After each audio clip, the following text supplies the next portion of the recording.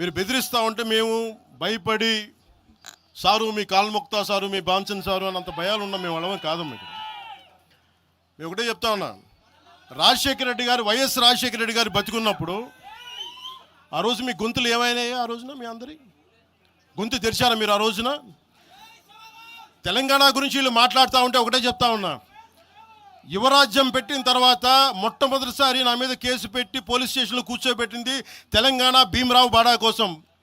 దానికోసం తెలంగాణ మీద మొదటి కేసు నాకు తెలంగాణలోనే పడింది. కూర్చోబెట్టి మీరు అందరూ కూర్చోబెట్టి ఆ రోజు ఒక్కళ్ళు ఏమయ్యారు? ఈరోజు మీరు బెదిరిస్తూ ఉన్నారు, బయటకు వస్తే దాడులు చేస్తారు. మాకు దాడులు కొత్త అనుకున్నారా? మాకు మీరు మహబూబ్ నగర్లో మన కాంగ్రెస్ నాయకులు కూలిస్తే స్టేజే కూల్చేశారు. మీరు మా కార్లు అడ్డం పెట్టి మా మీద దాడులు చేయడం, ఇవన్నీ తట్టుకొని ఇచ్చాం మేము. ఖమ్మంలో మీరు రాళ్ళు దాడులు చేశారు ఆ టైంలో, అప్పుడున్న కాంగ్రెస్ ప్రభుత్వం. ఈరోజు మాకు కొత్త అనుకుంటున్నారా ఇవన్నీ? మీరు చేసే ఈ తాటాకు చప్పుళ్ళకి బెదిరేది కాదు జనసేన, గుర్తుపెట్టుకోండి. ఏదైనా మాట్లాడితే తెలంగాణ ప్రభుత్వం అధినేతలు కూడా చెప్తా ఉన్నాను, మీ ఇళ్లలోకి వచ్చి దూరిపోయి ప్రైవేట్ ఆస్తుల్లోకి వచ్చి నిజంగా ఒక తప్పు జరిగే ఉంటే, నేను ఈరోజు మళ్ళీ చెప్తున్నాను, రీఐటరేటింగ్, యు సీజ్ ద ప్రాపర్టీ. సంతోషంగా చెప్తున్నా.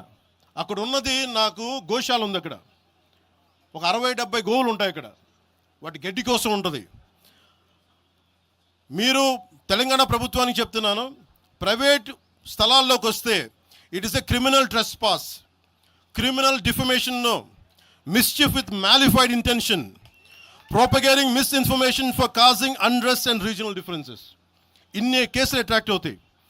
ఇవన్నీ మీరు ఒక్కసారి కూర్చొని మీరు మమ్మల్ని భయపెట్టాలని చూస్తే వాటికి భయపడే వాళ్ళం కాదు.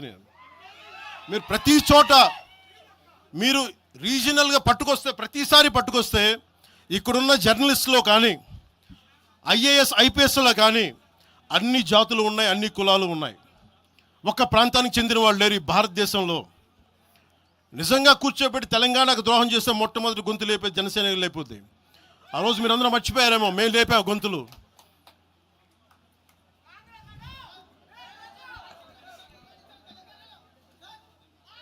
కాంగ్రెస్ హటావ్ దేశ్ బచావ్ అని అంటానికి ఈరోజు ఇందాక మీరు చెప్పినానికి చెప్తున్నా. కాంగ్రెస్ నాయకులు మాట్లాడుతున్నారు కొంతమంది, అందరం చెప్పట్లా.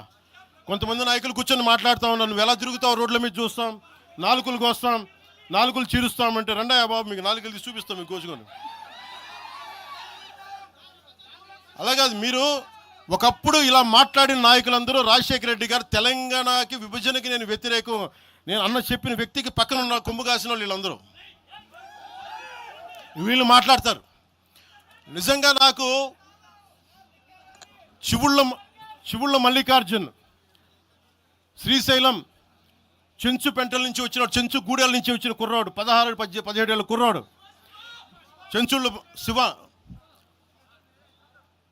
చివుళ్ళ శివ మల్లికార్జున్, వీళ్ళు వెతుక్కొని వచ్చారు నా కోసం. దేనికి? మాకు యురేనియం మైనింగ్ జరుగుతూ ఉంది అన్నా, నువ్వు వచ్చి ఏదైనా చెప్పన్నా అంటే, ఆ రోజు ఓడిపోయినాను 2019 తర్వాత 2 చోట్ల ఓడిపోయి అంటే నా మీద ఏ నమ్మకం పెట్టుకొచ్చాడు. ఎందుకు నేను తెలంగాణ యువతను నమ్ముతానంటే, వాళ్ళకున్న లోపల ఉన్న భావం ఎంత బలమైందంటే మొత్తం ప్రభుత్వానికి కదిపించింది ఒక్క కుర్రోడి భావం. దానికి నేను ప్లాట్ఫామ్ అయ్యాను అంతే. దానికి ప్లాట్ఫామే అయ్యా. వచ్చి కుర్రోడు రోడ్డు మీద కూర్చొని జనసేన ఆఫీస్ ముందు కూర్చుంటే వెళ్ళి మాట్లాడా, ఏం బాబు ఏం కావాలన్నా అంటే, నీకు కూర్చోబెట్టి అన్న మాకు యురేనియం మైనింగ్ జరుగుతుందన్న మా శ్రీశైలంలో చెంచుపెంటల్లో, నువ్వు మాట్లాడన్నా అంటే మొత్తం తీసుకొస్తే ఒక్క మాట మాట్లాడితే ఆ రోజున వి హనుమంతరావు గారు, ఇప్పుడు కాంగ్రెస్ నాయకులు వి హనుమంతరావు గారు, మేము కూర్చొని మాట్లాడితే అఖిల పక్షం ఆ రోజు పిలిచాం. ఏ బలం ఉందని జనసేనకి ఆ రోజున ఓట్లు వస్తాయన్నా మేము చేసింది తెలంగాణ మీద ప్రేమ, తెలంగాణ మీద ఇష్టం, తెలంగాణ మీద మమకారం.